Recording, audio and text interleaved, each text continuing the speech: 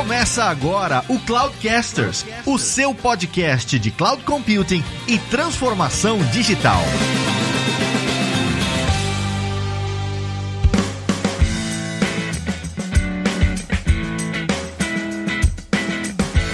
Olá pessoal, aqui é o Fabrício Sanches e se o Nikola estivesse vivo, os Teslas já estariam voando, com certeza. Boa noite pessoal, aqui fala o Leonel, eu quero agradecer o Fabrício e o Evi Lázaro pelo convite, quero também dar oi aí pro Paulo que vai fazer parte do evento de hoje, falar também que esse negócio de revolução industrial eu acredito que é super importante, participei de duas, não participei da primeira, mas vamos ver como vai ser a quarta. Aqui é o Paulo Silveira e eu sei que a gente está passando por uma nova revolução industrial porque eu já não consigo mais entender o mecanismo das coisas aqui em casa e os dispositivos e tenho dificuldade de usar as tecnologias novas, o sistema operacional novo, o robô aspirador e tudo mais. Então, alguma coisa realmente está acontecendo nesse momento, porque até quem é de tecnologia começa a sentir as dificuldades para entender o mundo em que vive. Olá, pessoal. Aqui quem fala é o Evi Lázaro Alves e toda vez que eu falo sobre a quarta revolução industrial com alguém, eu me sinto parte da Skynet. Praticamente um Terminator.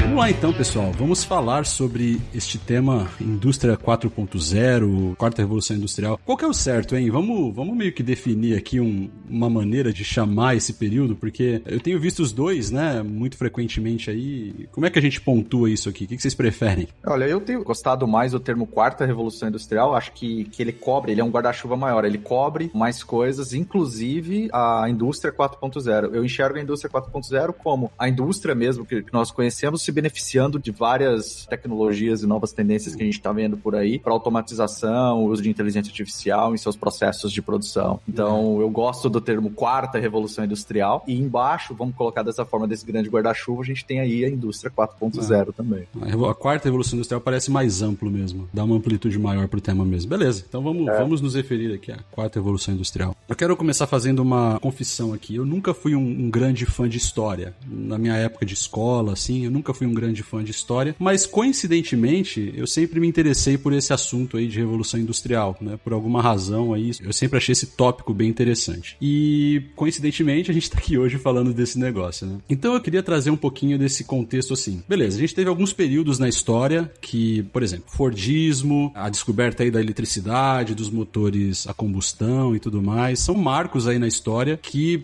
fazem menção a um período aí de revolução e tal. Mas eu queria entender um pouco melhor do ponto de vista de vocês, assim, o que é uma revolução industrial, o que caracteriza uma revolução industrial. Existiu, né, a gente está num momento da história em que a gente está falando da quarta revolução industrial, o que quer dizer que a gente tem outras três para trás. O que é uma revolução industrial? O que a gente identifica, sei lá, o Fordismo, ele é uma revolução industrial por si só, ele é parte de uma revolução industrial? Como é que a gente pode classificar isso na visão de vocês? Então, do meu ponto de vista, as revoluções acontecem por conta de algumas disrupções, né, que ela não precisa ser somente uma, mas pode ser um conjunto, porque no final das contas, uma acabar desencadeando uma nova, que vai desencadeando uma outra e assim por diante. Elas vão se acumulando e isso tudo faz um grande boom e esse boom a gente chama de revolução. Então, acho que no conceito geral, é lógico que a história sempre tenta colocar um marco, uma data ou então um evento, assim por diante. Mas você sabe que muitas vezes essa revolução acontece por conta de várias coisas que aconteceram simultaneamente e acabaram desembocando em uma grande coisa. Então, acho que basicamente essa poderia ser o ponto de partida para dizer que todas as revoluções industriais acabam sendo definidas por esse conceito da disrupção ou da grande mudança. Beleza, então se a gente coloca que a Revolução Industrial é marcada pelas disrupções, né, e eu concordo totalmente com esse statement, a gente está na quarta, então a gente tem três para trás aí. Então eu queria fazer rapidamente aqui um recap a nível de contexto aqui para nossa conversa, para entender um pouquinho do que rolou aí na história relacionado às revoluções industriais, né? Então beleza, a gente tem a primeira Revolução Industrial, a segunda Revolução Industrial e a terceira Revolução Industrial. Quais foram os pontos de disrupção em cada uma delas, né? Eu acho que seria importante a gente dar uma... A gente não quer, né, obviamente, dissecar cada uma delas em um nível de detalhe muito profundo, mas acho que é importante a gente olhar para cada uma delas para entender um pouquinho do que está no passado e como isso fundamenta o que a gente está passando hoje em dia. Então, se a gente pegar aqui a primeira Revolução Industrial, então vamos voltar lá para 1700 e alguma coisa para entender o que rolou naquele período, né? Qual foi a grande disrupção que esse modelo trouxe e por que a gente tem que ser grato a ele ele hoje em dia? Bom, acho que o grande marco da primeira Revolução Industrial, que naquela época era simplesmente, não se falava disso, né, de revolução em si, mas foi o intento, né, da humanidade de conseguir uma força que pudesse substituir a força tanto humana quanto animal, quer dizer, era inventar máquinas que pudessem substituir essa força que, quando as forças acaba saindo desses animais que puxavam tração e assim por diante, e mesmo o homem, né, levantando, transportando alguma coisa de um lado para o outro. Né? Então aí acho que o grande movimento foi a invenção da máquina a vapor. Nesse momento que inventaram a máquina a vapor, foi um processo, né? Não foi uma coisa assim, um dia o cara acordou e falou assim, vou inventar uma máquina a vapor, mas foi um processo. Isso vem desde os romanos, né? Eles já começavam a fazer experiência com isso lá no século III. Mas hoje em dia a galera inventa tecnologia do dia pra noite, meu. O marketing então inventa numa sentada ele inventa. Botar em prática, depois todo mundo tem que suar, mas tudo bem, né? Mas vamos lá. Então, assim, inventaram o tal da máquina a vapor. Então, junto com esse negócio, é lógico, veio um monte de outras coisas. Então, uma das primeiras coisas que eles botaram essa força, né, para mover foram os teares, né? E existiam muitos teares nessa época, em vários lugares do mundo, né? Inclusive na própria Inglaterra, que foi o foco, né, dessa primeira revolução. E a Inglaterra, naquele momento de imperialismo que ela vivia, ela queria fazer comércio. Então, ela precisava produzir alguma coisa para vender para as colônias e para os outros países, inclusive o Brasil. Então, ela colocou essa força para movimentar os teares. E, junto com isso, né, essa própria força do vapor, né, foi aproveitada por outras pessoas e, no final das contas, acabou caindo lá na mão do Watt, que inventou a locomotiva a vapor e assim começou também a movimentar coisas, né? Coisas podiam ser transporte de mercadorias e também transporte de pessoas. Então, começou esse movimento das estradas de ferro. E, curiosamente, um dos primeiros usos que teve essa máquina a vapor foi justamente nas minas de carvão, né? E essas minas de carvão que alimentavam os fornos que aqueciam a água, que produziam mais vapor. Então, assim, teve aí um loop, né? Que para produzir mais energia precisava de mais carvão, então eles usavam as próprias máquinas para conseguir isso. Então, aí você vê que é um círculo, né, virtuoso que começou, que a gente vai ver em outras revoluções também, né? E aí a gente começa também a ver essa questão da mudança em relação ao modelo de trabalho e a descentralização do pessoal do campo indo para as cidades para poder começar a trabalhar também nessas indústrias ou no que estava relacionado, na economia relacionada dentro dessas indústrias. Então ali a gente começa a ver essa mudança também das cidades, do crescimento, o aumento do crescimento das cidades, porque as pessoas começaram a sair do campo para poder ir para as cidades. Foi mais ou menos ali que a gente começa a ver isso? Isso é um grande ponto, né? Porque a estrutura da própria sociedade começou a mudar, né? Porque era muito mais favorável para aquelas famílias que não tinham posses e assim por diante, ao invés de trabalhar duro na fazenda, na plantação e assim por diante, encontraram uma forma que eles acreditavam, em princípio, ser melhor do que a própria lavoura, né? Mas depois não se consolidou tanto dessa forma, porque se viu que o trabalho era tão duro quanto, talvez até pior, envolvendo crianças, envolvendo matérias, assim por diante, e a situação de higiene nas cidades era muito pior do que no campo. Quer dizer, isso fez que o mundo se transformasse, né? E a própria Inglaterra, como sendo esse centro, esse vórtice dessa mudança toda, né, acabou fazendo com que muitas coisas ocorressem em volta, né, dessa própria revolução. Esse período, né, da primeira Revolução Industrial que a gente está falando, ele durou mais ou menos 100 anos, né? Até que um novo momento fosse trazido aí para o cenário global, digamos assim. Até então não era global, né? Era um cenário muito localizado na Europa e tal, especialmente na Inglaterra, mas eu acho que depois ele se amplificou pela Europa, né? Minha próxima pergunta, porque dado que, tipo assim, beleza, a descoberta da máquina a vapor gerou toda essa mudança na sociedade, essa mudança na fabricação e na economia e tudo mais. Mas e aí em que momento, então, que o pessoal identificou, tá bom, agora a gente tá começando uma outra revolução, porque máquina a vapor já não tá resolvendo o que a gente precisa. Como é que foi isso? Bom, isso aí foi também no final do ciclo, vamos dizer assim, dessa primeira revolução, foi justamente quando uma nova força apareceu para substituir a primeira, né? Então, a questão de produção de energia a vapor precisava, lógico, de carvão, todo esse movimento de carga, essas coisas todas, né, para poder levar essa fonte de energia até as cidades, era uma coisa muito complicada. Você precisava entrar com carvão dentro de uma cidade o tempo todo. Imagina como é que era a situação disso. Então, lógico, estavam buscando uma forma de melhorar isso aí, ou facilitar essa vida. Chegou no momento em que eles estudavam isso, estudavam aquilo e encararam uma coisa diferente, né? De repente começaram a ver que quando você atritava lã no vidro, começava a atrair pedacinhos de papel, cabelo, essas coisas assim. Os outros começaram a ver que bússola funcionava com campo magnético, então começaram a descobrir a eletricidade estática, magnetismo, e depois aí começaram a entender como é que funcionavam esses dois, um tal de Faraday, que era um inglês, começou a criar os primeiros motores, né? Chegaram no ponto que começaram a inventar os motores elétricos. E motores elétricos, quando você liga ele ao contrário, ele é um gerador, né? Então tem essa particularidade, né? Um motor é gerador e um gerador é motor. Então depende de quem aciona e por onde ele é acionado. Se você joga energia elétrica nele, ele, vamos dizer assim, naquele caso, girava. Então ele é um motor. Se você girar aquilo lá, ele produz energia elétrica. E foi nessa segunda revolução que aparecem mais esses conceitos que o Fabrício menciona no início, né? Fordismo, Taylorismo, toda aquela questão de padronização da indústria. Depois então de 1760, vamos dizer assim, um século depois, que seria 1860, começou esse negócio da eletricidade assim por diante. Depois aí, junto com isso, veio a iluminação elétrica, por consequência, né? Que também era uma busca. A gente dá o nome de inventor, que é lá para o Edison, né? Mas na verdade foi um trabalho também de vários. Foi o Edison que colocou a lâmpada dentro de um processo industrial, né? Que antigamente era meio artesanal, e ele conseguiu transformar isso num processo.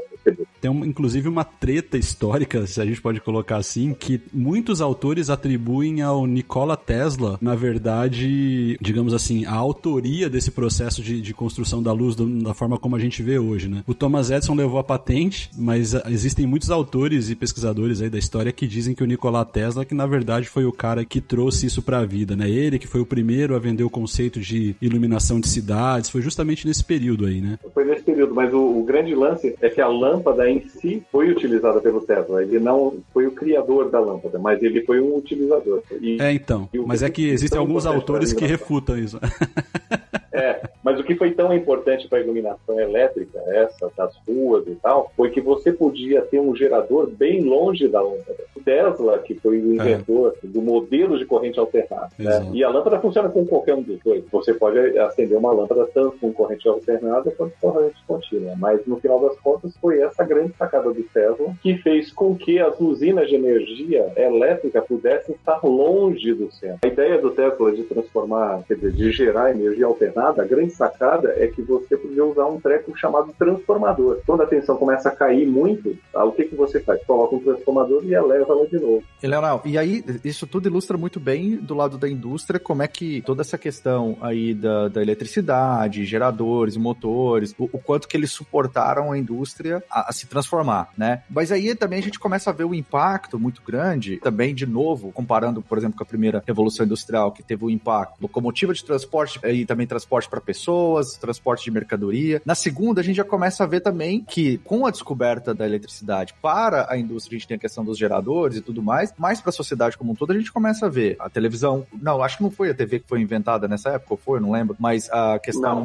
de outros utensílios ou coisas que puderam ser utilizados pelas pessoas comuns também, ou não? Ou a gente só vai ver isso lá na terceira revolução industrial? Não, é na segunda revolução industrial que começa a linha de produção, né? A produção em série. É nessa época... É aqui que surge o Fordismo, essas coisas, né? Exatamente. Foi aí que começou a produção em série. Então, quem inventou o carro não foi o Ford. O que ele inventou foi a linha de montagem.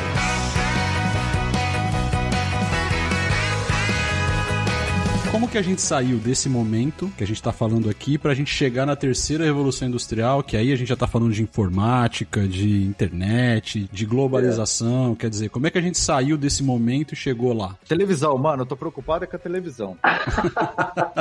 Eu tô mais preocupado com a internet. Tá bom, então quando começou esse negócio de produção em massa, né,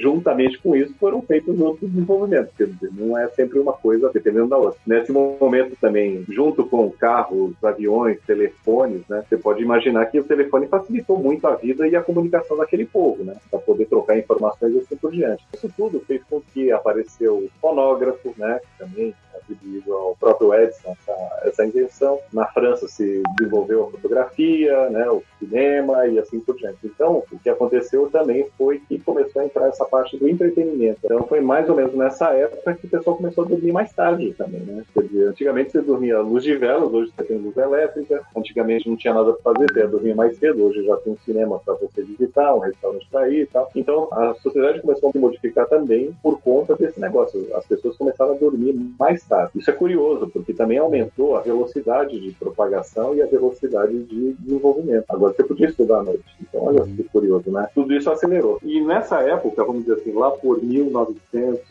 e lá, né? Na virada do século para 1900, né? Começou também, lembra do Edison lá que inventou a lâmpada, né? Um cara conseguiu descobrir que essa lâmpada que tinha sido inventada, se você botasse uma chapa metálica em volta, uma lâmina metálica em volta da lâmpada, você conseguia fazer com que circulasse uma corrente elétrica da parte interna da lâmpada para a parte de fora, né? Isso foi uma grande descoberta. E a partir daí começou a aparecer a válvula, né? Aquilo que vacuum tube, aqueles chamam nos Estados Unidos, né? A gente chama de válvula no Brasil, aquelas válvulas que existiam nos televisores antigos. Então isso tudo começou a desenvolver a eletrônica. Foi a partir daí que começou a eletrônica. E foi justamente nessa época. Dessa época, então essas válvulas foram se aperfeiçoando. Aí sim apareceu o rádio e a partir daí, lógico, veio a televisão, né? Depois do rádio, depois de algum tempo. Mas foi depois dessa época aí de 1930, mais ou menos um pouco antes da guerra, começou todo esse movimento de uso dessas ondas eletromagnéticas que tinham sido previstas por um cara lá do século XIX, chamado Maxwell. E esse cara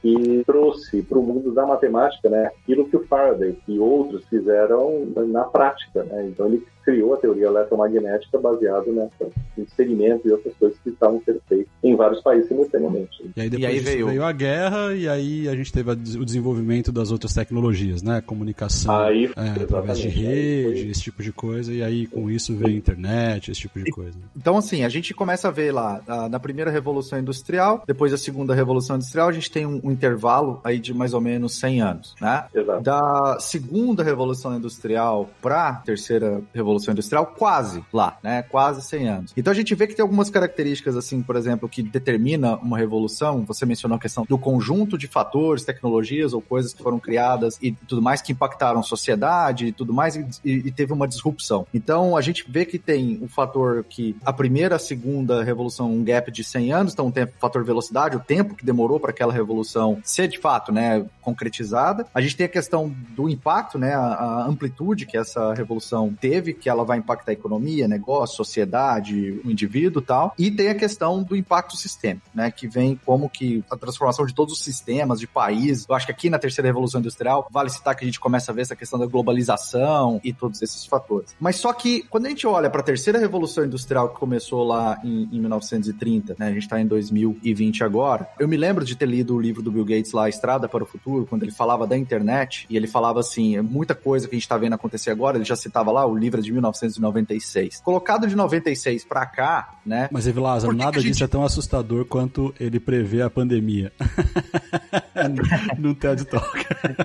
Exato, tem isso, é verdade, né? Agora tá bem famoso esse vídeo dele. Mas a minha pergunta é assim, por que a gente tá falando de uma quarta revolução e não que a gente ainda tá na terceira? O que de fato faz com que a gente acredite que a gente tá agora, que a terceira acabou, vamos colocar dessa forma, sendo que a gente ainda tá falando de tecnologias que a gente ainda usa, como internet, celular, banda larga. Então a gente tá falando de mobilidade agora, só que a gente tá começando a adicionar outros fatores, né? Outras tecnologias que a gente vai falar daqui a pouco. Mas por que agora a gente fala que a gente tá tendo uma quarta e não que a gente tá ainda na terceira revolução? E essa aqui é uma pergunta que eu tô jogando pra todo mundo aqui, porque eu tô encucado com isso daqui e eu quero saber.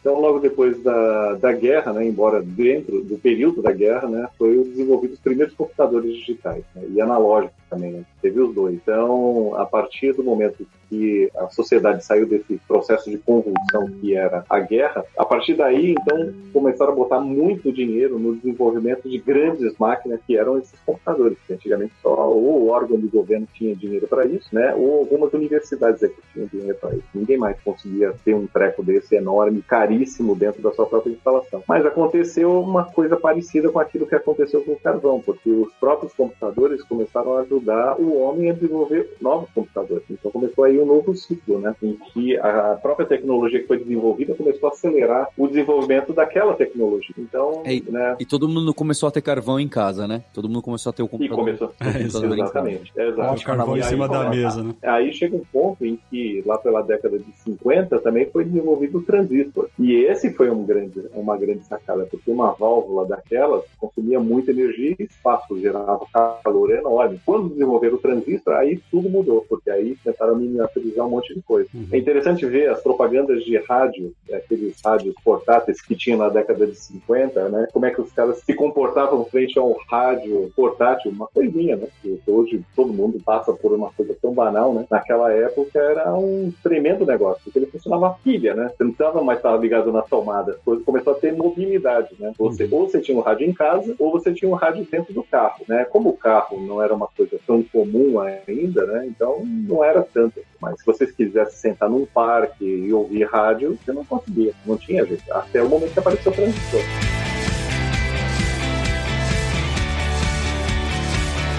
Não, então a gente pode conectar com o gancho que o Paulo falou, né? Que todo mundo começou a ter seu carvão, né? Em casa, vamos colocar dessa forma. Então, um dos fatores que a gente pode dizer que a gente já tá, de fato, numa quarta revolução é a velocidade com que isso tá acontecendo. Porque se você parar, ver se faz sentido, e o impacto dentro dessa profundidade. A partir do momento que eu tô distribuindo computador celular para todo mundo, as tecnologias estão envolvendo. E sempre tem aqueles gráficos que a gente vê em algumas palestras que é muito interessante. Quanto tempo que a televisão demorou para atingir 50 milhões de pessoas, né? Foram X anos. Aí vem o telefone, aí vem o celular. Aí quando você olha o Twitter, o Pokémon Go foram, sei lá, semanas. Porque as pessoas estão carregando já todo esse poder computacional com elas, que veio de um outro impacto, que é a questão da mobilidade, desde que o iPhone foi introduzido aí no mercado. Então, por exemplo, seria justo afirmar que a gente está nessa quarta revolução porque dois desses fatores, que é a velocidade e a amplitude e profundidade, o impacto, é muito mais acelerado do que a gente viu, por exemplo, nas revoluções anteriores. É justo afirmar isso, por exemplo? Eu acho justo afirmar e eu trago uma informação aqui que corrobora com essa afirmação da velocidade, que é o telefone, ele demorou quase 100 anos para ele ter 100 milhões de usuários. O Instagram, ele atingiu essa marca de 100 milhões de usuários em 9 anos. O Facebook em 11. Então, assim, eu acho que a velocidade é definitivamente fator disruptivo que meio que caracteriza também, né, dentre outros fatores, obviamente, a quarta revolução industrial. Tem outros aspectos que a gente vai discutir de agora para frente, mas a velocidade é, sem dúvida, um dos elementos que marca esse porque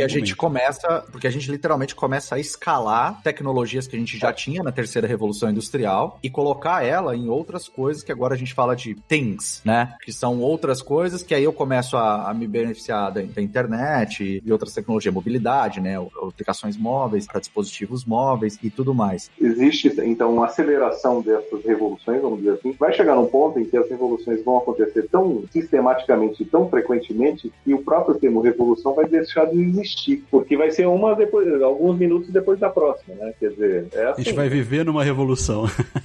Então, e aí deve entrar as eras. Se você olhar a primeira, lembra que eu falei que foi a substituição da força, né? Se você olhar a segunda, quando começar esse negócio de energia elétrica levando pessoas de um lado para o outro, carro, telefone, você vai ver que isso aqui, né, começa a ser um movimento de coisas. Né? Então, assim, a primeira substituiu o músculo, a força muscular. A segunda começou a mover os corpos de um lado para o outro. A terceira começou a ser a comunicação entre esses corpos, de vários jeitos, ouvindo e falando, rádio, televisão. Depois vem a internet, a questão das bandas. Então, você vê as pessoas, você ouve as pessoas mais fácil, né? Então, não precisa mais movimentar o corpo. Agora, só a informação, só a visão, né? E a audição, sentidos, vamos dizer assim, alguns do sentido. E a quarta, aí sim, e a quarta, o que é? Não seria a própria inteligência que a sensação de estar, a sensação de pertencer a determinado lugar, a sensação de se envolver em algum lugar? Então, será que não é? Essa é a quarta, né? Quando a gente fala de inteligência artificial, virtualização, essas coisas todas, realidade virtual, aumentada, a gente não está se transportando para um outro mundo sem se mover? Pois é, esse é um bom ponto, porque se você perguntar para qualquer pessoa que não é especializada na área, ou que não trabalha com tecnologia, se você perguntar para minha esposa, que é engenheira de alimentos, o que caracteriza para você esse novo momento da indústria e tal, eu tenho quase certeza que ela vai falar inteligência artificial e robótica. inteligência artificial e robótica. Mas eu não sei, eu queria ouvir de vocês aqui. Pra mim, a quarta revolução industrial tem algumas outras coisas que são, eu não diria mais primordiais, mas eu diria tão primordiais quanto. Por exemplo, o advento de uma centralização de dados eficiente, né? Como é que você controla esses dados e distribui esses dados, a capacidade de ingerir esses dados também, enfim. Eu acho que existem outros aspectos que são relacionados à quarta revolução industrial que são tão ou mais importantes do que a inteligência artificial em si, né? Obviamente que a inteligência artificial é um grande ponto, e ela começou na terceira revolução industrial, na verdade, né? Os primeiros algoritmos de inteligência artificial e modelagem e tal, eles não são de agora. Hoje o que a gente tem é uma comoditização desses algoritmos por conta da facilidade de processamento computacional que a gente tem. Mas esse é um ponto que eu gostaria de ouvir de vocês, assim. A inteligência artificial é o grande marco da quarta revolução industrial? Não tô tão certo disso. A minha opinião, Fabrício, é que o pulo do gato é o smartphone, né? Porque ele realmente é o primeiro computador pessoal. A gente teve essa vida privilegiada e acesso ao computador provavelmente desde criança, e tem uma geração gigantesca de pessoas que o primeiro computador é, na verdade, o smartphone ou o feature phone, não é? A África pulou a geração do computador e foi direto pro smartphone em muitos dos países. E aí eu acho que é justo você usar a palavra centralização de dados. Eu entendo onde você quis chegar, mas eu diria que é a descentralização, não é? A internet é esse sistema robusto, porque se cair um servidor ou alguém dá erro 500 em algum outro lugar, o resto do site inteiro, do mundo inteiro, continua funcionando perfeitamente, né? A resiliência da internet é incrível. E realmente a inteligência artificial e o poder computacional agora tornam as coisas possíveis, mas mais ainda que você pode rodar muita coisa local, não é? Então as pessoas têm o próprio computador, ela tem um smartphone e ela pode rodar ali. Mais ainda, eu posso atualizar ali naquele ponto. Diferente de como o Leonel colocou dos broadcasts da rádio, que era um cara gritando pra um monte de gente. Inclusive, se aquela torre caísse, aquela rádio acabava, né? A internet hoje, se cair uma torre importante aqui da RNP do Brasil, um pedaço do Brasil cai e aí alguém já substitui. Não à toa é tão difícil um país com espírito autocrático derrubar ou fazer censura da internet, porque é um negócio tão orgânico que possibilita se tornar uma plataforma, né? Uma infraestrutura, como um outlet de tomada, aliás, né? O outlet de tomada é muito menos resiliente. Se a Itaipu cai, a gente tá ferrado se a Itaipu cair. Então a gente faz essa comparação que o cloud é o outlet de tomada. Não. O cloud é muito melhor que o outlet de tomada. Porque se cair ali os computadores, aí assume a costa oeste, a costa leste, sei lá quem. Eu não consigo eu nem entendo como funciona por trás do cloud. Acho que hoje em dia essa é a beleza, né? Quase ninguém entende. Agora, do gerador a gente entende, né? Se cair ali a Itaipu e fechar ali a turbina, já era. Então acho que essa pulverizada e todo mundo é dono do computador e a inteligência artificial tá rodando em todo lugar, é óbvio, né? Que vai ter esse as a service que vai estar num cloud mais parrudo, mas você consegue rodar também uma pequena coisinha no seu celular. Eu acho que a coisa que ficou bonita é que essa adoção exponencial do celular e do computador pessoal, criando uma infraestrutura super resiliente, aí forma realmente os outlets, né? As tomadinhas. Só adicionando um ponto, eu concordo assim, cara, 100% com o que o Paulo disse, e aí eu peguei alguns pontos aqui que eu anotei rapidinho, que é, primeiro que essa questão dele ter mencionado, cara, não sei nem o que acontece por trás do cloud para ter essa alta resiliência, né? Eu costumo brincar em algumas conversas de arquitetura de nuvem com alguns clientes, que o novo disaster recovery chama-se alta disponibilidade. As pessoas têm que parar de ficar pensando somente quando der algum desastre, né, que vai simplesmente dar um tempo de outage e vai subir a aplicação em algum ponto, se ele já desenvolver arquitetura pensando em alta disponibilidade, né? Então, para ser completamente transparente. Mas um dos pontos que eu gostei foi você ter mencionado, e eu concordo com isso, que, cara, eu tive computador desde a minha adolescência. Não vou dizer criança, porque eu não me considero um nativo digital, mas eu tive computador desde a minha adolescência. Mas a minha mãe, se eu for falar, e quando você mencionou, eu fui pensando, cara, é verdade, o primeiro computador que a minha mãe teve foi um smartphone. Porque minha mãe passava longe de um computador, né? Tipo, o computador era meu, eu era o cara da informática dentro de casa. Eu era o menino que mexia com o computador. Você tá querendo dizer que tem uma África dentro do Brasil, é isso? Não, o que eu quero dizer é que talvez o que o Paulo tá falando, ele é muito realidade no Brasil também, mesmo em casas que, de certa forma, são de pessoas mais privilegiadas, né? Porque até então, o computador, ele era visto naquela época, talvez, como algo, assim, específico para o adolescente estudar ou para alguém ter que trabalhar naquilo. Ele não era ainda, na popularidade que é hoje, realmente um aparelho multimídia, entendeu? Eu acho que ele não era nessa pegada. Pelo menos na minha casa foi assim, né? Na minha realidade foi assim. E eu concordo que essa descentralização que o Paulo menciona, adicionada a uma democratização desse dispositivo, dessa informação, e aí a gente vê também dados que a gente tira de palestras, que, no dia que o Papa Bento XVI assumiu lá, foi gerado mais imagens e fotografias e tudo mais em redes sociais do que tinha tido até então na história, né? Então essa descentralização, essa popularização, essa democratização, ela é essencial para a gente também classificar isso como um componente dessa quarta revolução, não somente, embora a inteligência artificial, obviamente, faz parte também dessa evolução. E o smartphone é o pulo que o Leonardo também colocou do radinho de pilha, não é? Porque ninguém ia levar os computadores, mobilidade, né? E etc. A mobilidade de estar em todos os bolsos. E é meio incrível a curva também de adoção, assim como vocês colocaram dos sites, a curva de adoção do smartphone é ridícula, né? É um negócio absurdo, insano. É absurdo. É o que fez a Apple se tornar no que é hoje, né, cara? A empresa mais valiosa do mundo. Não é mais, enfim, uma das 3 mais valiosas e tal. Foi justamente, né, entregar um device na mão das pessoas que gerou um nível de desejo e, diria até, de vício nas pessoas, né? De não conseguir ficar sem e tal. É realmente algo surreal mesmo. Eu concordo plenamente com a história do celular, é isso. Acho que tem esse fator aí econômico que fez as pessoas saltarem de uma tecnologia para outra, ou ir direto para o computador de mão, né, que seria o celular, que pouco ele tem mais de telefone. Acho que podia até desligar essa parte do telefone, já não precisava mais. Mas também tem essa parte de idade, né, das pessoas. Eu acho que é perfeitamente aceitável isso, porque ele se tornou uma coisa tão intuitiva, né, de certa forma, que derrubou várias barreiras, né, de entrada pro pessoal, porque ele é fácil de operar. Eu queria também levantar um ponto aqui interessante sobre a própria estrutura da internet, né, que o Paulo tinha falado sobre a resiliência, também confirmado por vocês, né? E é curioso porque no final da década de 50 e 59, um cara chamado Paul Baran, ele trabalhava lá na Rand Corporation, lá nos Estados Unidos, e ele foi designado para desenhar um plano do que seria uma estrutura de redes que fosse a prova, né, de ataques e de falhas, né? Então ele desenvolveu e apresentou isso para a Força Aérea e depois lá para o DARPA, né, a estrutura que eles propuseram. E no final das contas não foi aceita.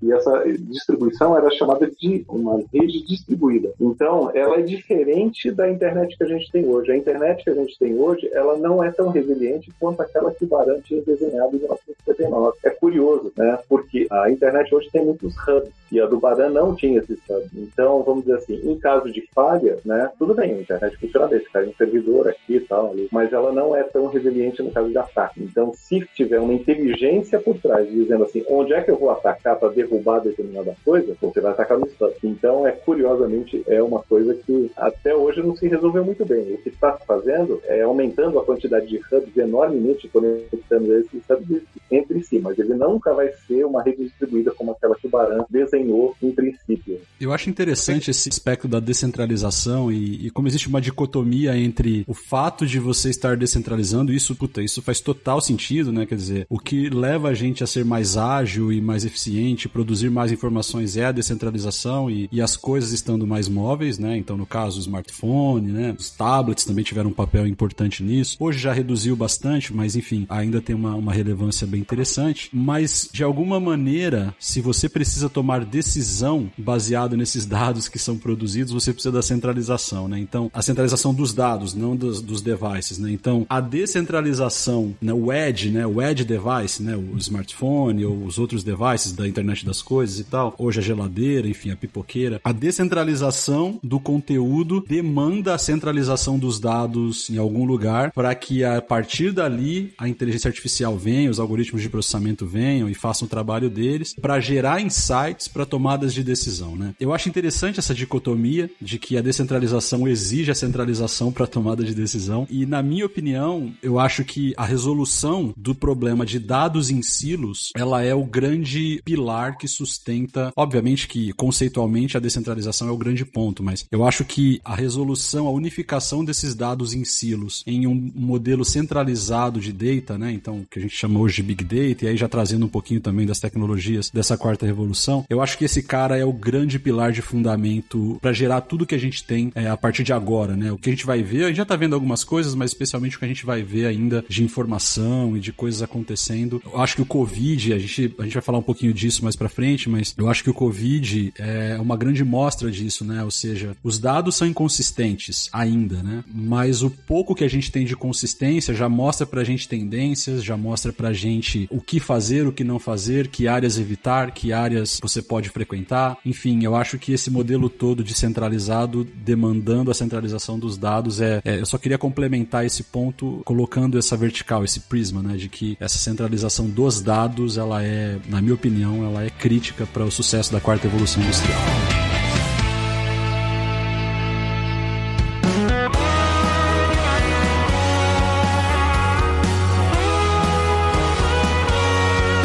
Toda vez que eu falo sobre quarta revolução industrial, inteligência artificial e outras coisas em termos de tecnologia, eu sinto que eu faço parte da Skynet, cara. Eu sinto que, basicamente, eu sou um Terminator. Toda vez que eu converso com alguém sobre isso, eu falo... Eu vou dizer que o filme Duro de Matar 4.0 não tem esse nome à toa, viu, Vilazo? Eu sinto assim, cara, que eu faço parte da Skynet. A gente falou de inteligência artificial, a gente falou da questão dos devices, mas tem outras coisas que estão acontecendo, outras tecnologias que estão vindo e que a gente já começa a ver. Aqui, pelo menos nos Estados Unidos, a gente vê isso com uma certa regularidade, que também fazem parte disso e também se beneficiam da internet, dessa descentralização, se beneficia da questão do dispositivo móvel e da inteligência artificial. E tem alguns que eu listei aqui, por exemplo, veículos autônomos. Como que isso tá vindo? E eu lembro quando eu tava lendo a biografia do Elon Musk, e numa parte lá ele fala da Tesla, de como que eles desenvolveram o processo para poder, que os engenheiros, por exemplo, um dos usuários do Tesla estava reclamando que a maçaneta do carro, o sensor não estava funcionando direito ali, quando ele encostava para fechar, não estava fechando direito, o retrovisor também não estava mexendo, e o cara estacionou o carro, foi para casa dele, foi dormir, e no outro dia estava corrigido. Poxa, os caras fizeram continuous integration, continuous deployment num carro, véio. Tipo, os engenheiros trabalharam lá, corrigiram o bug e fizeram o deployment. Aí a gente tem impressão 3D, que muita gente fala que daqui a pouco vai ser possível você imprimir a peça do carro na sua casa. Tem a questão da robótica, os drones e tudo mais. Eu queria ver um pouco da perspectiva de vocês, né? Os caminhos que isso estão tomando, os impactos que isso pode ter, não só na questão da sociedade, mas para nossa carreira como pessoas profissionais de tecnologia. Eu vou passar primeiro pro Paulo, porque parte do que eu listei aqui, eu já vi todo o curso lá na Alura que ensina a fazer, entendeu? Questão de robótica, de IoT, inteligência artificial. Então eu tenho certeza que o Paulo tá ligado nessas coisas, porque ele já botou até os cursos no mercado pra galera se capacitar. Mas qual que é a visão de vocês com relação a isso? Bem, acho que o Fabrício colocou, não é? O Big Data, ou Data Science, qualquer coisa, assim, no final você precisa fazer aquelas coisas de Data Lake e ETL, não sei o que, você precisa concentrar tudo o que passou, né? Você precisa centralizar de volta, mas não é que o Big Data é uma plataforma que tá em todo lugar. A gente vai mandar pra lá em algum momento, não é? As outras tecnologias que o Evi Lázaro citou, aí eu gosto porque são exemplos mesmo desse, usando palavras do Nassim Taleb, né, de localismo, da gente querer diminuir distância de supply chain, que eu acho que agora pós-Covid vai ser ainda mais forte, né? Ninguém mais quer ficar dependendo de supply chain longa ou de supply chain desconhecida, que é a verdade, né? Ninguém sabe de onde vem o parafuso do carro, nem quem faz o carro sabe, de tão complexo. Que tem suas vantagens, né? Mas quando tem uma interrupção na supply chain, fica todo mundo louco. Então a impressão 3D é um exemplo disso, né? Você não quer só impressão 3D porque é legal, você quer nessas industriais para que não haja essa necessidade de eu depender de 12 países diferentes para chegar até aqui esse tipo de parafuso. Os outros exemplos que se encaixam muito bem é internet das coisas, né? Bluetooth até, né? Que a gente quer que ele tenha esse discovery e se encaixe nas coisas, não fique dependendo só do meu celular, ele se comunica com a TV se o meu celular não tá lá. Blockchain, certo? Blockchain é o exemplo de que a gente não quer mais um cara com papel centralizador que se cair, se for hackeado, se não sei o que, a gente quer diminuir. É óbvio que cada um tem suas desvantagens também. Então eu gosto desses exemplos de impressão 3D, blockchain e internet das coisas, porque também são exemplos de que a gente quer que as coisas fiquem mais próximas da gente e que eu não precise de um órgão regulador central ou de uma viagem de navio, até drone, né? Eu não quero que faça um caminho muito longo, por quê? Para me dar velocidade, para me dar tolerância à falha, né? Que nem HTTP, caiu ali o site internet e tal, tudo bem. Tem outros aqui que estão rodando, não cai a internet inteira, certo? Se quebrar minha impressora 3D, não quebra todas as impressoras 3D. Agora, se uma fábrica na China que fabrica a rebimboca da parafuseta quebra, para o supply chain inteiro. Então, acho que essa revolução que está acontecendo é diminuir essa necessidade. E aí eu acredito até em coisas mais bizarras, de que a gente vai considerar mais esse negócio de aquecimento global, de vegetariano, carne, vai começar a cair nessas questões de, poxa, não dá para fabricar do lado, vamos diminuir a necessidade disso, porque se um dia falhar, a gente vai ser disruptado por causa da quebra da cadeia. Então, acho que essa tecnologia, essa plataforma que a Apple ajudou, né, com o smartphone, a Microsoft ajudou muito com o sistema operacional, tudo plataforma, né? Foi realmente colocando a estrada, né? Como o Bill Gates coloca a estrada. Né? Pavimentação, internet, smartphone e agora impressora 3D, o cloud, né? O cloud como tomada. É tudo estrada para que as pessoas montem em cima e montem em cima localmente, não é? Eu tenho um smartphone, não preciso ir até o grande computador ENIAC, que só tem 5 no mundo. Não preciso disso. Tá tudo do meu lado, tá tudo aqui em casa, não preciso sair de casa, né? Estão provando que a gente não precisa sair de casa, entre aspas, né? Totalmente. Eu fiquei muito impressionado quando eu comecei a ler sobre impressão 3D, até para fazer um pouco a parte aqui do podcast, porque algumas dessas tecnologias eu não dominava tanto, ou não estava tão inteirado. E, cara, a Nike, por exemplo, já tem modelos de tênis que você pode imprimir em casa. E você consegue imaginar o impacto no business model deles, de como que eles vão monetizar, né? Será que vai ser vendendo para você a matéria-prima ou royalty sobre aquele design do tênis, né? O que você mencionou, que é muito importante com relação à descentralização até mesmo da cadeia de produção do supply chain, isso é muito verdade, porque a gente pode começar a verificar agora uma descentralização de novo das cidades. A gente viu lá atrás na primeira revolução, o pessoal saindo do campo para poder ir para as metrópoles e criando as metrópoles, e a gente pode ser que a gente comece a ver agora as pessoas buscando lugares para morar mais longe das metrópoles, focando em qualidade de vida, porque sim, ela vai ter a mesma qualidade de fabricação de produtos, ou seja, ela vai ser suprida do que ela precisa para viver, né? Trabalho, a gente já está provando, como você disse, que o trabalho remoto funciona, então ela não precisa necessariamente estar indo para o escritório todo dia, então isso também pode dar um impacto gigantesco. Então a impressora 3D, eu concordo contigo que ela pode trazer um impacto no supply chain como um todo, nessa camada toda de produção, impressionante conforme avança. E com relação à comida também, eu li algumas coisas que vai ser possível, inclusive você, cara, imprimir comida. Eu tô assim, encabulado porque eu li isso. E válvulas do coração em cirurgias cardíacas. Cara, órgãos, exatamente. Cara, é surreal. Realmente, assim, vai ser algo transformador. Eu tô particularmente preocupado com a impressão de action figures, porque eu vou economizar uma grana quando eu puder imprimir os meus próprios action figures.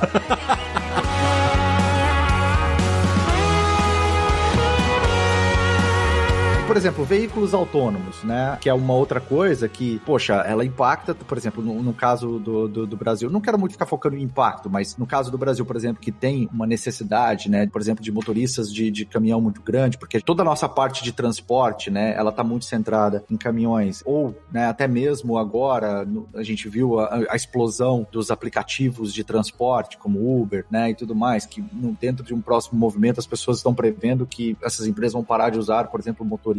E assim, qual que é a opinião de vocês? Eu vejo como um caminho sem volta, né? Acho que a partir do momento que começou esse treco, não vai voltar mais atrás, né? Então, veículo autônomo, né? Que no final das contas tem uma inteligência ali dentro, e essa inteligência artificial começou há muito tempo atrás, né? Dentro da Revolução Industrial 3.0, está propagando para 4.0. Na 3.0, o cara pegava e modelava o mundo afora, né? E fazia com que o carro reagisse ao mundo afora. Na inteligência artificial, ele está modelando o motorista, né? Então, coloca lá os caras para dirigir, vai aprendendo com o motorista. Então mudou completamente o jeito de fazer as coisas. Acho que é aí que é a coisa mais interessante. E isso está sendo utilizado em várias outras coisas. Então, essa história de modelar o ator, né, é fundamental para o desenvolvimento dessas tecnologias. Vocês acreditam que isso é uma realidade no futuro? Porque, assim, a minha impressão com relação ao Covid é que o Covid acelerou essa revolução em uns 10 anos. Em tudo isso, parte do que o Paulo mencionou, por exemplo, a gente acabou de provar que trabalho remoto funciona. Eu vi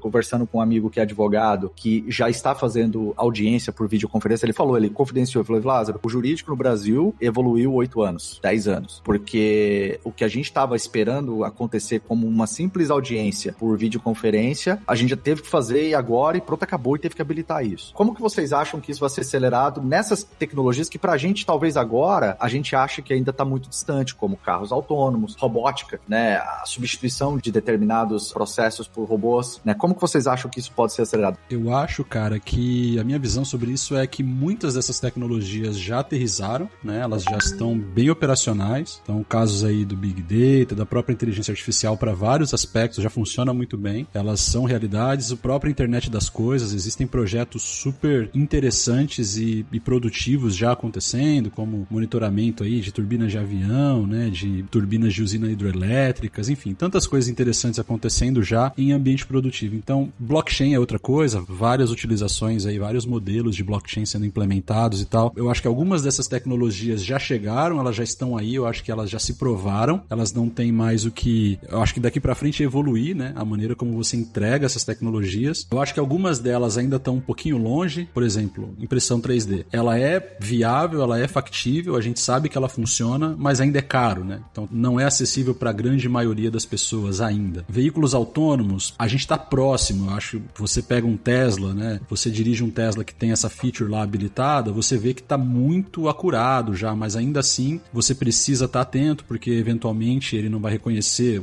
um animal pequeno ou uma sarjeta que tem ali um pedaço da área exposta para a rua, ele não reconhece, ele bate a roda do carro, enfim, coisas desse tipo. Eu acho que a gente vai chegar lá, não tenho dúvida. Então eu acho que em relação a essas tecnologias, cara, boa parte delas já chegaram, e até um outro aspecto pelo qual eu acredito que a quarta evolução industrial já está aí. Algumas delas a gente ainda tem um caminho a percorrer. Eu não acredito em algumas das coisas que eles apontam, né? Mas aí é uma questão pessoal de não acreditar que isso deve chegar tão próximo da gente e tudo mais. No ponto de ter, por exemplo, um robô 100% autônomo que faz coisas de casa, do ponto de vista de que você não precisa mais de uma pessoa para limpar sua casa. O robô vai lá e vai limpar tudo para você. Não sei, talvez a gente chegue nisso, mas não sei se a nossa geração vai ver. Não tenho tanta certeza disso. Mas robôs para outras coisas, sim, né? Robôs de guerra, por exemplo. Você coloca um dispositivo na guerra, ele sai atirando igual um maluco, matando pessoas, isso é bem possível. Então, assim, a minha visão é de que algumas coisas são bem factíveis, algumas coisas elas ainda têm um caminho a percorrer e algumas coisas elas estão próximas, né? E aí os impactos, cara, eu acho que os impactos eles são enormes em diferentes áreas, né? Então, existe um impacto na área de empregabilidade, né? Então, como é que isso vai impactar o mercado de trabalho? Existe um levantamento que diz que cerca de 50% das profissões hoje nos Estados Unidos, elas têm uma tendência muito forte de morrer nos próximos 10 anos, de não existir mais, né? Então, de fato, tem um impacto grande aí, mas existem também a geração de oportunidades, né? Então, novas tecnologias, novos skills vão ser requeridos e novas oportunidades vão ser geradas. Então, eu acredito fortemente que a gente vai estar falando de alguns business aqui pra frente que a gente nem imagina que eles existem hoje e tal. Então, eu acho que os impactos, eles são grandes, cara. Bem grandes em diferentes setores. Acho que os governos vão precisar se reinventar, leis trabalhistas vão precisar ser repensadas, várias coisas nesse sentido, porque as startups vão trazer disrupção cada vez maiores aí pro modelo de negócio e pro mercado. Acho que o Uber foi uma pequena amostra, né, do que isso pode causar. Então, praticamente acabar com esse setor de táxis e coisas que estavam aí há anos, né? Então, eu acho que esse foi uma pequena amostra do que está por vir nesse aspecto, mas eu acho que existem vários grandes impactos que estão vindo por aí como resultado dessas tecnologias que estão chegando. Exatamente, se a gente fosse fazer um recap aqui, a gente tem impactos que vão ser em cima da economia, né? A gente tem impactos que a gente vai ver em cima da produtividade, em cima da força do trabalho, do emprego, né? E aí eu acho que, ao mesmo tempo que algumas profissões vão deixando de existir, outras profissões, elas também vão surgindo. Pelo menos eu sou mais otimista nesse aspecto. Eu acho que a chave aqui é o quanto que a gente consegue, né, como agente transformador, mudar isso, né? Fazer esse shift para que essas pessoas possam, de certa forma, serem recolocadas. Por exemplo, eu imagino que talvez o Paulo possa trazer alguns dados aqui pra gente, justamente pela questão hoje que eu vejo a Alura como uma empresa de educação, vamos colocar desse jeito, né? Uma empresa de educação que ela atinge um público, na minha opinião, que não é somente dos caras especialistas. Tem muita gente ali, talvez, que nunca escreveu um código na vida, olhando mais para as carreiras mais técnicas, tá? Baseado nas tecnologias que a gente tá falando aqui. E que hoje tá fazendo esse ramp-up naquela tecnologia, né? Então, como agente transformador, como que você vê, Paulo, essa mudança, essa contribuição para que as pessoas, né, também consigam se readaptar no tempo que essa revolução está acontecendo, que a gente mencionou que a velocidade dela tem sido um fator que tem chamado a atenção por ser muito mais rápido do que as outras. Eu acho curioso porque eu tinha uma visão e agora, para mim, esse ano tá muito consolidada, desde o ano passado, eu acho, que é a do engenheiro de computação, né, essa arte de engenharia de software, né. Então eu fiz faculdade na virada do século e como cientista da computação, né, eu não gostava desse termo, né, engenharia de software, e falava, pô, isso aqui não é que nem construir um prédio, sabe? Aquela coisa do Agile, né, dos primórdios várias discussões, já participei de várias delas. Repare que hoje em dia esse preconceito caiu nessa palavra engenharia e etc. E aí eu lembro que teve uma coisa que me marcou, foi quando a cadeira de ciência de computação do primeiro curso, não é 101, né? Acho que é 6006, eu não sei, o número lá do MIT, que tem a cadeira de computação, que tem aquele livro do SICP, né? O livro do mágico segurando a lambda. O Sussman, que é o criador desse curso, desse livro-texto famoso de programação funcional, em determinado ano ele falou assim, olha, a gente vai migrar essa disciplina, que é dada em Lisp, né, em Scheme, whatever, a gente vai migrar dessa linguagem super hacker, né, super matemática de programação funcional, e agora a gente vai usar Python. E isso gerou um burburinho, né, na comunidade de computação, nos acadêmicos. Eu lembro do pessoal falando, que isso, você tá louco, vai usar Python? Olha, nós somos o MIT, né, o MIT usando aqui, a gente vai usar cálculo lambda, Y Combinator, né, sei lá, essas coisas de hacker, matemático, né, cientista. E aí o Sussman, numa entrevista, tem esse trechinho, tá, é um parágrafo. Ele fala assim, olha, a necessidade da computação hoje no mundo mudou. Isso já há 10 anos ele falou, tá? Mudou. Hoje em dia a gente não precisa mais escrever do zero, não é bem, é quase isso que ele fala. Escrever do zero os algoritmos complexos matemáticos e as fundações de um software. Isso tudo já tá pronto, né? Existe API, existem bibliotecas. O que a gente precisa são pessoas inteligentes conectando essas peças. O que agora, 10 anos pra frente, 2020, é o que as pessoas fazem com APIs, serviços, microserviços, cloud e os outlets, né? E as tomadas. Então, hoje eu enxergo perfeitamente, eu não sei o quão próximo vocês estão da garotada de 20 anos que programa, ou que não fez programação, que foi como acho que o Evi Lázaro colocou, não fez programação, mas está envolvida com tecnologia. Essas pessoas têm backgrounds muito distintos e elas pegam a API do Spotify e juntam com a API do iFood e fazem um script macarrão ali no Jupyter Notebook que mistura tudo isso e joga para um algoritmo de recomendação que ele não tem a menor ideia de como funciona. Ele não sabe nem direito como funciona uma tabela de espalhamento, uma tabela de hash. Mas ele mistura isso melhor que todos nós que estamos aqui nesse podcast, mais rápido, e ele junta todos esses serviços e entrega um resultado. Então, a internet como plataforma, o Big Data como plataforma, a inteligência artificial como plataforma e tudo como serviço e plataforma é uma realidade desse pessoal jovem que consome serviços e amarra tudo em JavaScript, né? Amarra tudo ali no JavaScript macarrônico. Que é o mais Python. Maluco. É maluco, tá? É um Python macarrônico. Você fala, não, peraí. Mas é um script de 20 linhas que se fosse dado pra eu fazer hoje em dia, eu ia começar muito do zero, sabe? Eu não ia aproveitar um monte de coisa que ele tá aproveitando, que nem na nossa época que a gente começou a programar e a gente, entre aspas, dava risada do pessoal que não gostava de C#, do pessoal que não gostava de Java. Por quê? Porque queria fazer em C++, e porque queria escovar o bit. Não, eu faço aqui, ó. Eu faço a alocação, o malloc, a alocação de memória, eu digo até onde vai. E eu faço aritmética de ponteiro. Você já imaginou hoje em dia a gente fazendo aritmética de ponteiro pra criar? Não, isso não existe, não. Que isso? Isso vai servir, esse mercado obviamente existe, é pros hackers, pros cientistas da computação que o Sussman dava aula. Vai sempre existir. Mas o mercado de trabalho hoje gigante são das pessoas que conectam e criam as pontes de um lado e de um outro. São os engenheiros. Ele já tem o material para criar ponte. Ele não entende muito de concretagem, de resistência dos materiais. Ele simplesmente vai lá e fala, tá aqui, ó, esse ponto aqui, então usa esse tipo de ponte e dropa ali com um drone ligando do ponto A ao ponto B. Então, o tal do full stack, né, que é tão criticado pelos hackers, hoje em dia tem um papel essencial, porque é ele que sabe juntar de uma ponta a outra coisas que, se for depender de mim, que era um back-end super específico da rebimboca ali, eu nunca vou conseguir fazer o que essa molecada faz. E ele tem seu papel, eu tenho meu papel. Só a gente tem que saber onde se encaixa. Então, eu realmente enxergo essa revolução toda acontecendo. Hoje em dia, a gente tem essas tomadas da inteligência artificial, a gente tem a tomada do servicinho do Spotify, a gente tem a tomada que controla a cor da luz da minha casa, e eu não tenho a menor ideia. Eu só sei que eu mando um JSON escrito luz vermelha pra esse HTTP aqui e acontece. E às vezes eu nem sei que JSON é um mini objeto ali, um hash table que rapidamente dá pra escolher pelo índice, tá? As pessoas nem sabem isso.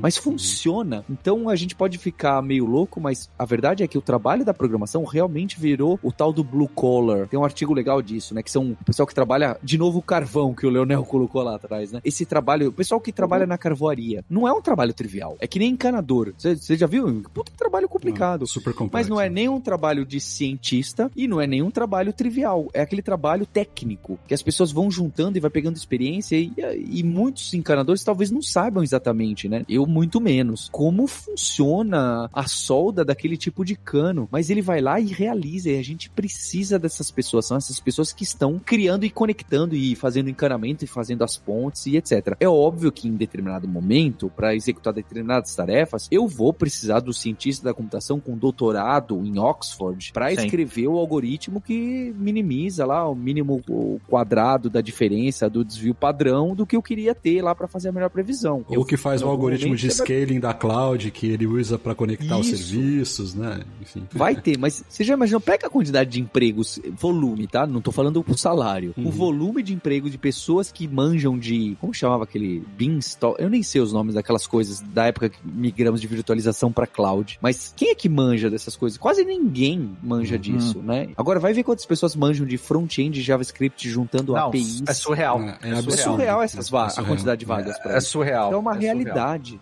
As abstrações, elas já vinham correndo e a gente passou por muitas delas, né? Você tava mencionando da gente que criticava a galera que não gosta do Java ou não gosta do C# ou do .NET, mas ouvia do cara do C++ e do cara do COBOL. Quer dizer que você só arrasta e clica e programa. Eu tenho que fazer o botão aqui do nada, né? E aí os frameworks foram evoluindo. Então essas abstrações foram ganhando proporções e eu concordo 100%. Agora, o que a gente precisa desses caras, é dessas pessoas que conectam. E eu, de novo, vejo isso acontecendo na minha família. A minha irmã e o meu irmão, eles vêm de carreiras completamente distintas de banco e de lojas de veículos. E hoje um está se especializando em marketing digital, a outra mais na parte de projetos e processos. E eles já começam a fazer perguntas para mim de coisas que antes eu só via em projetos de software, né? Então eles já começam a vir com igual meu irmão, de Power BI, de conectar dados do Google Analytics, porque ele é um especialista nas ferramentas Google. E, cara, 5, 8 anos atrás ele vendia carro, entendeu? Então eu vejo essa transformação. A minha irmã, a mesma coisa. Eu vejo essa mudança, né, de que as empresas em que eles estão são outras empresas agora. Elas estão se transformando digitalmente. A gente vai falar sobre isso em outros episódios, sobre a transformação digital, que eu acho que é o maior impacto do ponto de vista dos negócios, né, das empresas, como que elas vão ter que se transformar digitalmente. E por que eu perguntei isso, né? Como que a Alura,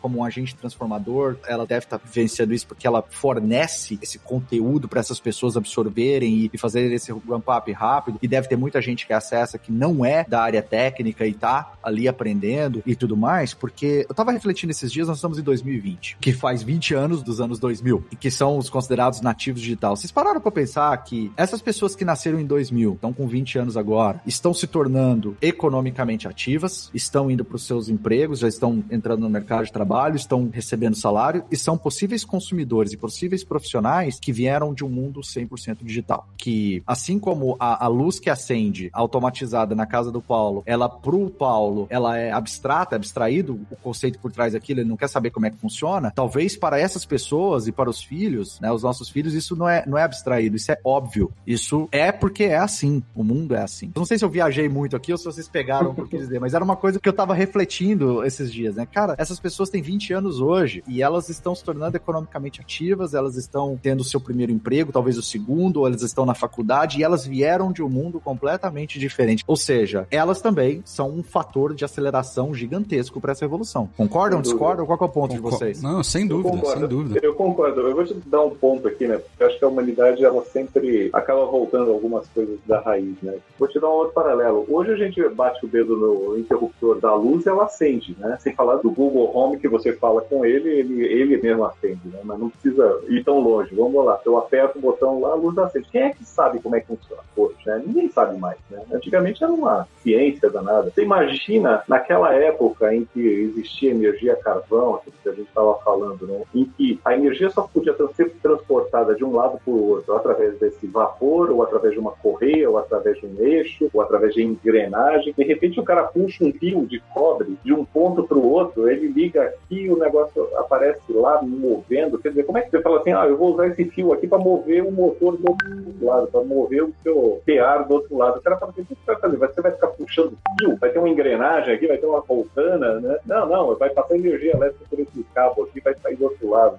Porra, é inconcebível, né? Hoje para nós é trivial, e acho que a gente vai realmente nessa batida que vocês estão falando, essa geração que nasceu em 2000 e que hoje está com 20 anos, ele não está nem preocupado com como é que isso é feito. O que para nós é trivial, né, se tornou já abstraído, porque inclusive eu acho que a gente está na vanguarda ali, porque a gente já também é de tecnologia e tal, mas para essa galera isso é óbvio, it is what it is, entendeu? É como a vida foi estabelecida para eles, né? Concordo com você e eu acho que não por acaso as empresas que são provedoras desses serviços, dessas APIs que o Paulo comentou agora há pouco, né? Google, Microsoft e tantas outras, e não por acaso eles estão investindo tão pesadamente em APIs cada vez mais simples de serem utilizadas, plataformas codeless, né? Ou seja, que você consegue criar um aplicativo com certo nível de complexidade sem necessariamente escrever uma linha de código, né? Utilizando experiências muito similares ao que você tem para criar uma planilha de Excel, um documento no Word, um PPT, né? Então, essas plataformas codeless, eu acho que não por acaso elas são também parte desse processo, porque já existe uma perspectiva mapeada por essas empresas, né? Por essas provedoras, de que esse é um caminho muito provável daqui para frente. Então, quando você vê empresas apostando fortemente em front-ends fluidos, que utilizam JavaScript como base para tudo e tudo mais, não é por acaso, é obviamente porque existe um estudo de mercado e existe uma tendência que está sendo desenhada nesse sentido, né? Que é justamente essas pessoas que nasceram há 20 anos atrás, que estão chegando no mercado e que são grandes conectores de pontas, né? Como o Paulo mencionou. Então, eu acho que faz total sentido,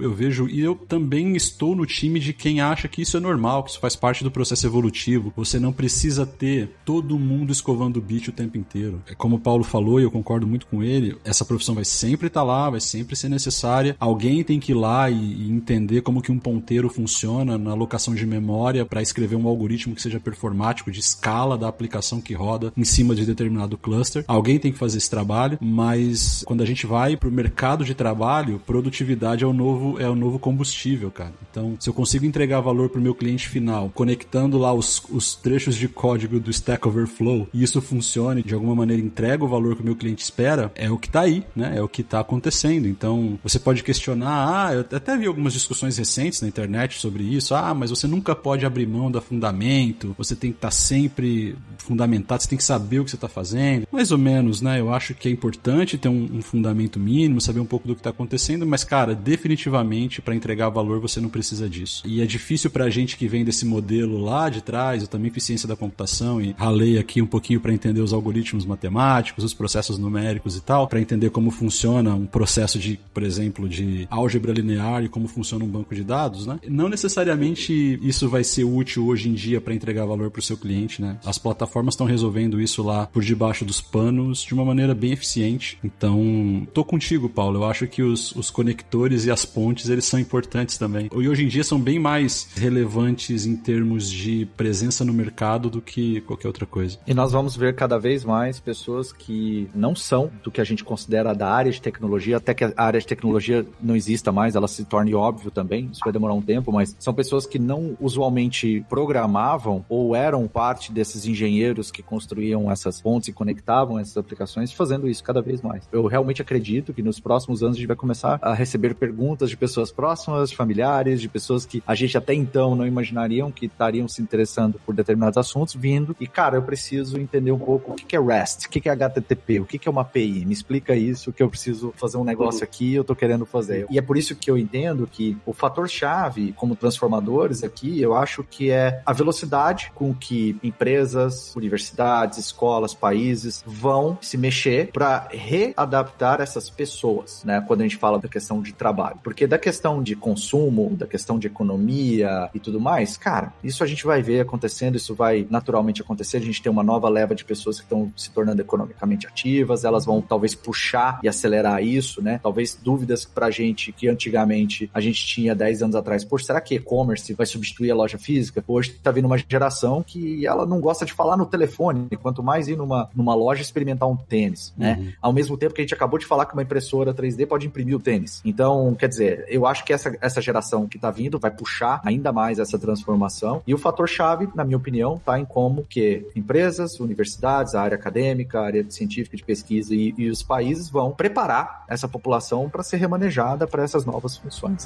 Esse é o meu guess.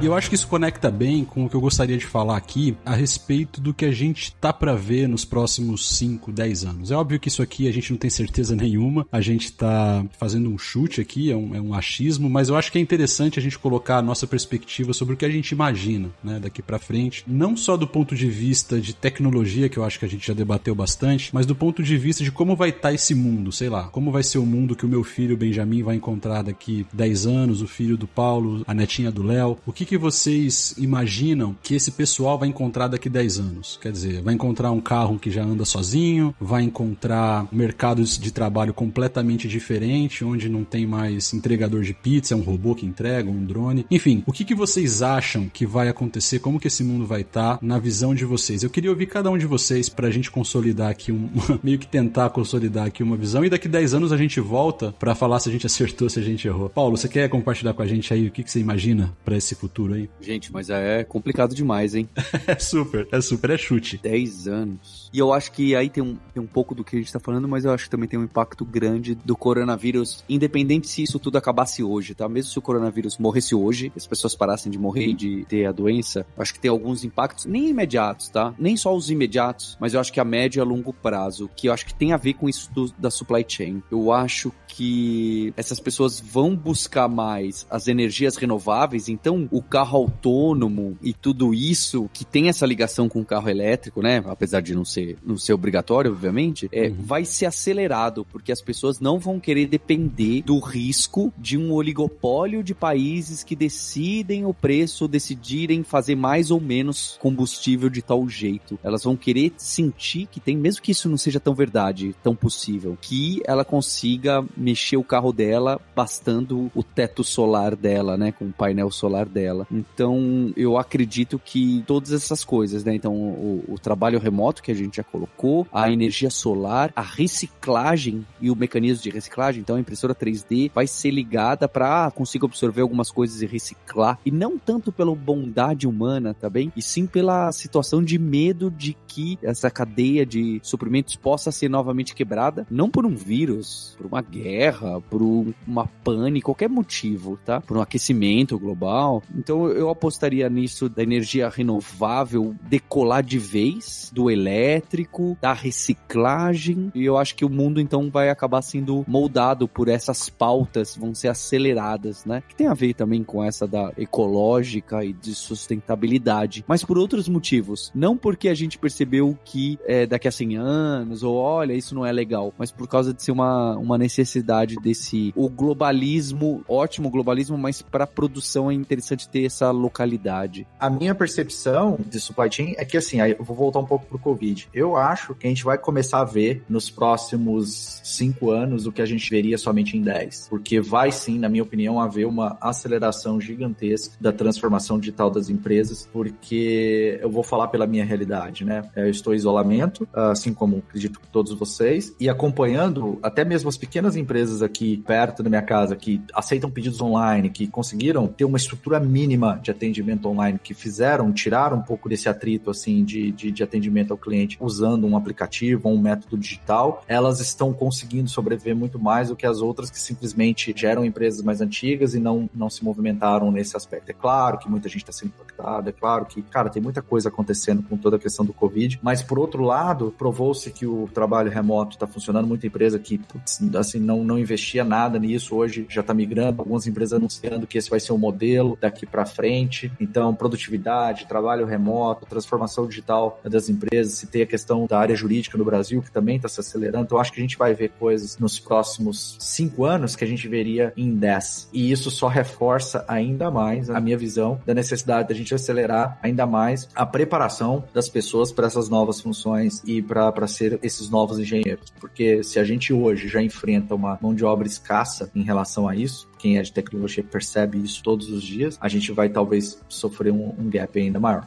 sem dúvida nenhuma, esse momento que a gente está vivendo, acho que vai trazer algumas lições que a gente vai aprender e vai trazer outros medos novos, né, que vão ser ajustados de alguma forma, né, dentro da sociedade. Então, assim, eu acho que, no sentido geral, as economias estão perdendo muito valor, porque tem muita gente empobrecendo, tem muita gente enriquecendo, né, mas sem dúvida nenhuma, aqueles que enriquecem é uma quantidade infinitamente menor do que aqueles que estão empobrecendo. E eu acho que isso vai levar a algumas reações que talvez certamente vão acelerar isso. Algumas coisas que a gente já viu. Uma delas, eu acho que vai ser esse lance do compartilhamento. Compartilhamento de recursos, mesmo na área de informática, coisa que eu tinha que ter em casa antes, né? Computadores, impressoras, tudo isso era meu, tinha que comprar, era propriedade minha, o software que eu instalo. Hoje em dia, eu instalo o software que eu quero e pago por semana, por mês, por uso. O computador daqui a pouco também vai ser alugado, então,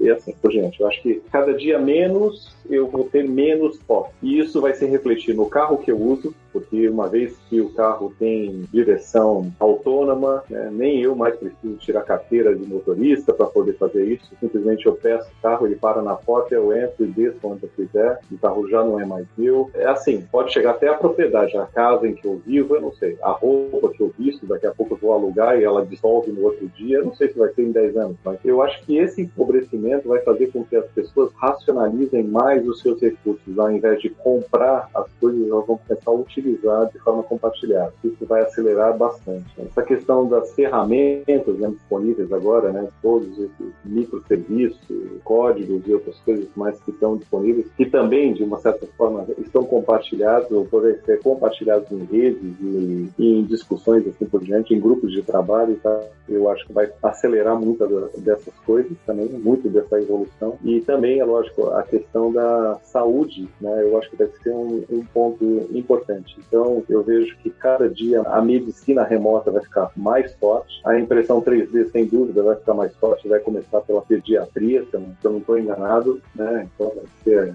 essa questão de sapato ortopédico, quebrou a perna, faz uma prótese, é isso que vai ser no primeiro momento. Depois a gente vai falar sobre o robozinho que entra no seu corpo. Eu sou contra muito dessas ideias, mas de qualquer forma é uma coisa que pode ser inevitável, implantação de chip em pessoas para poder fazer esse tipo de coisa. Concordo com o Paulo sobre a questão da redução do supply chain. Então eu acho que a gente vai ver algumas usinas de processamento de matéria-prima se desenvolvendo muito próximas das cidades, e essa matéria-prima vai ser entregue, né, na casa das pessoas. O plástico, o metal e assim por diante, a fibra de nylon, vai ser tudo entregue na casa das pessoas para poderem fazer seus próprios modelos e peças em casa mesmo, em caso de necessidade. A indústria certamente vai mudar por conta disso. E também a questão do dinheiro, né, como a gente vai lidar com o dinheiro, né, como na China não existe nem mais cartão de crédito, se eu não me engano, está todo mundo já com aplicação de celular para poder fazer transação financeira. Eu acho que a gente vai ter também uma grande transformação nessa área. E pelo lado do bem e pelo lado do mal, né? Eu acho que aqueles crimes que aconteciam também vão migrar de uma forma mais física para uma forma mais virtual. Então, não pensar só no lado do lado bom da humanidade, mas pensando do lado ruim. Eu acho que a gente vai ter surpresas nesse campo, que vai abrir uma quantidade enorme de oportunidade para quem quer fraudar, para quem quer fazer algum tipo de mal feito aí uns para os outros, e eu acho que a própria sociedade vai ter que se defender com respeito a isso. E isso vai ser em curto espaço. Infelizmente, eu acho que vai ser antes dos 5, acho que vai ser bem antes dos 10. Eu concordo com tudo que vocês colocaram e eu só adicionaria alguns outros pontos. Eu acho que a privacidade dos dados, ela vai por água abaixo em troca de alguma coisa. Então, em troca de saber que eu estou seguro em determinada região, eu estou ok com o aplicativo da cidade ou do estado ou do país monitorando a minha posição, né? Então, coisas desse tipo eu acho que vão ser muito mais comuns. Eu acho que essa preocupação com privacidade, ela vai cair um pouco por terra em troca de um benefício maior. Eu acho que os países, os estados, os governos, né, em geral, eles vão investir muito pesadamente em inteligência. Eu acho que o Covid foi um grande alerta para esse pessoal e eu acho que eles vão investir muito pesadamente em novas tecnologias e approaches para garantir que eles não sejam pegos mais, eu vou usar um termo aqui super popular, com as calças curtas, né? Então, eu acredito muito nisso. nisso. Acredito que a privacidade é algo que vai deixar de ser algo primordial para o ser humano e vai passar a ser algo que, privacidade até a página 2, eu tô ok com fornecer meus dados em troca de algo melhor, né? Em troca de segurança da minha família ou da minha segurança própria. Uma outra coisa que eu acredito é que as cidades vão ser mais inteligentes. Eu realmente acredito que a utilização de câmeras com detecção ali de padrões, né, de comportamento das pessoas e tudo mais, isso também conecta com a questão da privacidade. Eu acho que isso vai ser uma normal, assim, para cidades, começando pelas desenvolvidas e em algum tempo vai chegar nas cidades que estão em desenvolvimento. É só você ver projetos como tem em Londres, por exemplo, para eliminar ratos das ruas. Então você tem ratoeiras sensorizadas que cada vez que ela pega um rato, ela manda uma informação, a central de inteligência vai lá e recolhe no outro dia, né? O pessoal de infraestrutura da cidade. Quer dizer, existem projetos andando já que me levam a crer muito fortemente que as cidades vão ser muito mais inteligentes. Corroboro da posição do Léo de que tudo vai ser serviço. Corroboro também da posição de que o supply chain tende a ficar menor a dependência dele, né? E as coisas partam para ser mais descentralizadas. E acho de verdade que vai ter agora um investimento muito pesado de todos os países como um todo em tecnologias para desenvolvimento de vacinas, mapeamento de eventuais pandemias que ainda nem aconteceram, mas que tem uma grande chance de acontecer. Acho que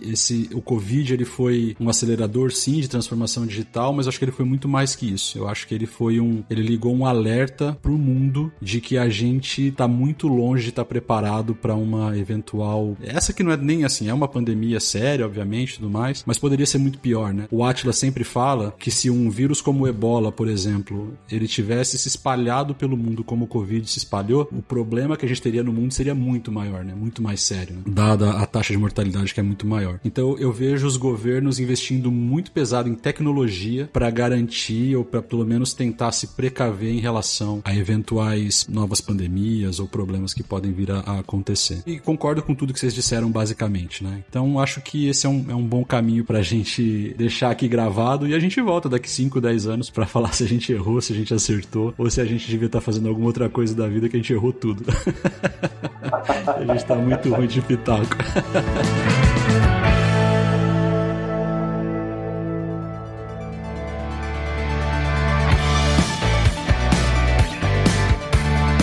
Pessoal, considerações finais. Eu acho que a gente cobriu basicamente os principais tópicos aqui. Eu queria saber se vocês têm algum statement final, alguma mensagem que vocês gostariam de deixar. A minha conclusão aqui é que, de certa forma, a gente vai ver algumas coisas se repetindo, talvez com ferramentas diferentes, talvez dentro de um ambiente diferente, mas através de uma perspectiva humana. Algumas coisas vão se repetir. Eu acho que a gente tem que ficar ligado a isso, porque essa é a essência da humanidade. Eu acho que essa é a essência da razão da gente estar aqui e buscar o crescimento, buscar a inovação, buscar a melhoria, da mesma forma que tem outros que estão buscando se dar bem, outros estão considerando que vão dar volta nos outros em favor de si mesmo e muito menos pela coletividade. Então, acho que a gente vai ver essas histórias se repetindo ainda por muito tempo.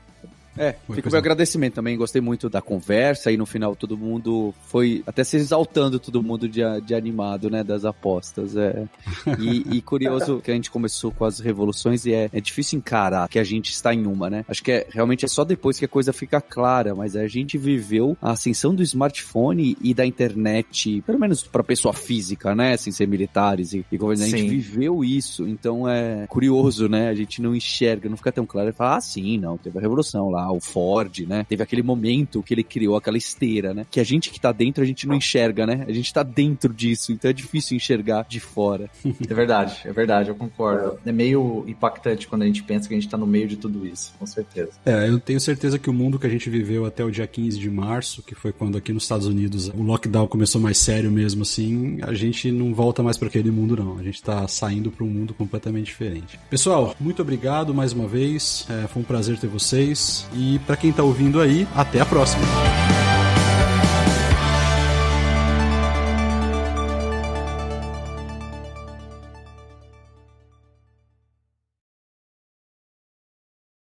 Este podcast foi editado por Radiofobia, podcast e multimídia.